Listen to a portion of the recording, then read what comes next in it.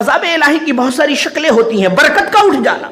آج ہم میں سے جتنے بھی لوگ ہیں جو بھی کاروبار کرتے ہیں کماتے ہیں، کسی کی تنخواہ چاہے 5,000 ہو، 10,000 ہو، 8,000 ہو، 20,000 ہو، 50,000 ہو، 1 لاکھ ہو، ہر آدمی پریشان ہے. کہتا ہے کہ پیسہ ادھر سے آتا ہے ادھر چلا جاتا ہے، گھر میں بیماریاں ہیں، بچے بیمار ہیں، طرح طرح کے موذی بیماریوں کا وہ شکار ہے. میرے بھائی یہ بھی اللہ رب العزت کے عذاب کی ایک شکل ہے کہ اللہ تبارک و تعالیٰ نے اس کے مال سے برکت نکال دی ہے. برکت نہیں ہے، کماتا بہت ہے لیکن مال میں خیر و برکت نہیں ہے، پیسہ ادھر سے آیا ادھر نکل گیا، مختلف قسم کی دنیا کی پریشانیوں میں مبتلا ہے. یہ بھی اللہ کا عذاب ہے. اگر اللہ تبارک و تعالیٰ اس کے کسی ایسے آدمی کو اس پر مسلط کر دیتا ہے جو ہمیشہ اس سے لڑائی کرتا ہے، جھگڑا کرتا ہے، اس کو ٹینشن دیتا رہتا ہے، یہ بھی اللہ کا ایک عذاب ہے. تو ہمیں یہ نہیں سمجھنا چاہیے کہ عذاب کا مطلب کہ آسمان سے پتھر کی بارش ہوگی، آسمان سے آگ برسے گی، زمین پھٹ جائے گی، زلزلے آئیں گے، قحط سالی ہوگی، صرف یہی عذاب ہے. نہیں میرے بھائی، عذاب کی کئی شکلیں ہیں. اللہ تبارک و تعالیٰ نے کھانے کو بے لطف کر دیا لوگوں کے لیے، یہ بھی تو عذاب ہے.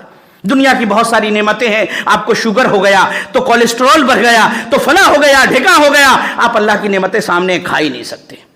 اللہ تبارک و تعالیٰ کا یہ عذاب ہے.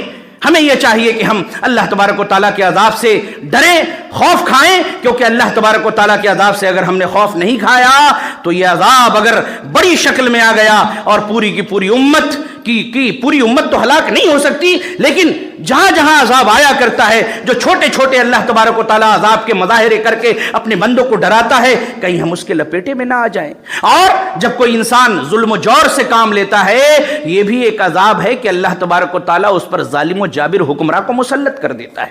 آج ہم جو روتے ہیں کہ فلاں شخص ہم پہ بڑا ظلم کر رہا ہے، یہ اللہ کا عذاب ہے جو اللہ تبارک و تعالیٰ نے ہمارے اوپر ایسے لوگوں کو مسلط کر دیا ہے جو ہم پر رحم نہیں کرنا چاہتے.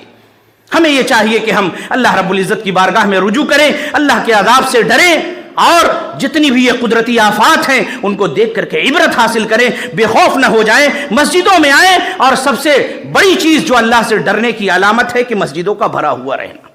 مسلمانوں کی آبادی ہو، مسجدیں خالی ہو تو اس قوم کو اللہ تبارک و تعالیٰ یوں ہی چھوڑ دیتا ہے، وہ جہاں چاہے مرے، جو چاہے اس پر مسلط ہو، اللہ رب العزت اس سے اپنی رحمت کی گارنٹی ہٹا لیتا ہے. اللہ تبارک و تعالیٰ سے ہم دعا گو ہیں کہ اللہ تبارک و تعالیٰ ہمیں اپنے عذاب سے ڈرنے اور اپنے نبی کریم صلی اللہ علیہ وسلم کی سنتوں پہ عمل کرنے، مسجدوں کو آباد کرنے، برائیوں کو چھوڑنے، نیکیوں پر عمل کرنے کی اللہ ہمیں توفیق عنایت فرمائے.